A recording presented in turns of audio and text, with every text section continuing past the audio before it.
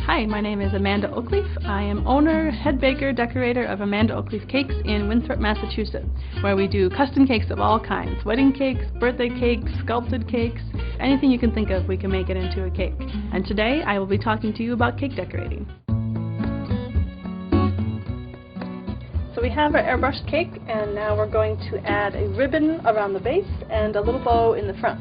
So we have our color, we're going to give it a little bit of a knead, and we want to sprinkle a little cornstarch so that'll keep it from sticking to the table.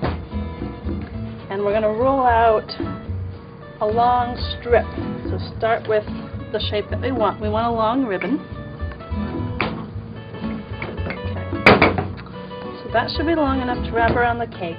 We have this fancy tool, it's a scissoring roller cutter, and it allows you to cut a strip very easily. To make it look like fabric, we have another roller that has a zigzag edge that will add stitch marks. You could also add polka dots. You could also have a texturing mat to give different looks to your ribbon. And then to glue it onto the side, we have a mixture of water and meringue powder. And we'll start with a flat edge, and you can cradle the rest of the ribbon so it doesn't stretch in your other arm. And then just apply it with your other hand as you spin it around. And then when you get to the end, you can use your X-Acto tool and cut the long one right where it meets. There'll be a little bit of a seam, but we can cover that up with the bow. So that's our ribbon. And then to make the bow,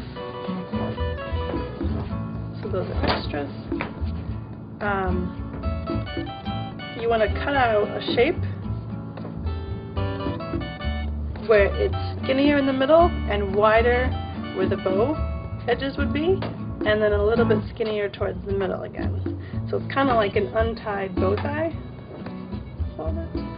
Yeah, that looks how I like it. And then we want a little bit of glue in the middle here because that's where the two ends are going to stick together.